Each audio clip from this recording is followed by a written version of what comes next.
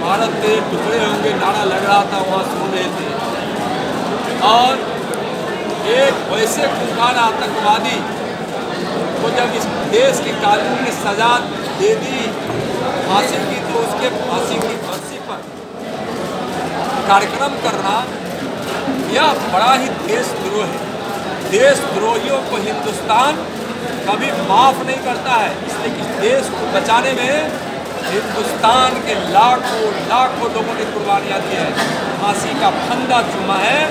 और आज़ादी की लड़ाई से लेकर अभी तक सीमा की रक्षा में इस देश के उस समय के स्वतंत्रता सेनानियों ने, आज़ादी के बाद हमारे वीर जवानों ने इतनी कुर्बानी दी है कि हमारी माँ बहनों की मांग में जहाँ सिंदूर की लालिमा होनी चाहिए थी, जहाँ सुहाग की लालिमा होनी चाहिए थी, वहाँ चिताओं की राख सज रही है। हिंदुस्तान उस बलिदान को नहीं भूलेगा।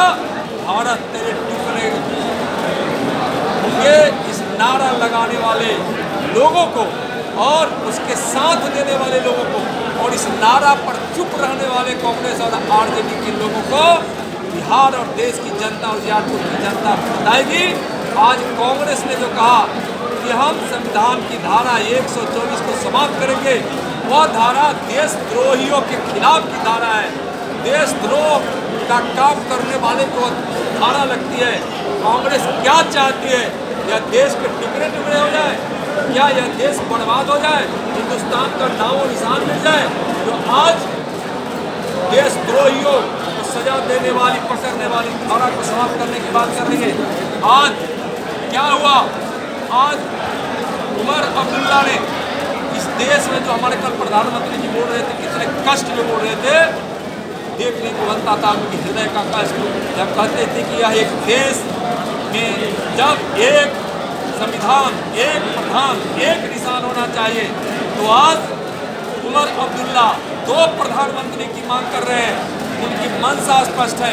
क्यों चुप है कांग्रेस और आरजेडी के लोग? क्यों उनके गठबंधन के लोग चुप है? आज 2 प्रधानमंत्री की बात कर रहे हैं, कल एक तिरंगे के बदले 2 झंडे की बात करेंगे।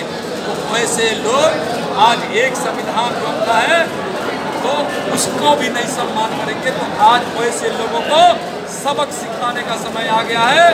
और जो भारत के संविधान ने, अम्बेडकर और संविधान के निर्माताओं ने जो अधिकार दिया है वोट देकर अपने मुताबिक की सरकार चुनने की, जो विकास करे, देश की रक्षा करे, अपने शहीदों का, सैनिकों का सम्मान करे, जो देश के लिए जिए मरे, वैसी ही सरकार होनी चाहिए, वैसे ही प्रधानमंत्री बनना चाहिए। इसमें हमारे आदरणीय प्रधानमंत्री नरेंद्र मोदी के सामने कोई नहीं है। बिहार की जनता सबक सिखाएगी। 40 की 40 सीट हम जीतेंगे और महागठबंधन को नस्ताबूद कर देंगे। एक भी सीट हम नहीं जीतने देंगे।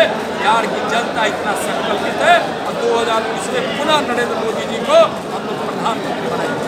सर, लास्ट प्रश्न है,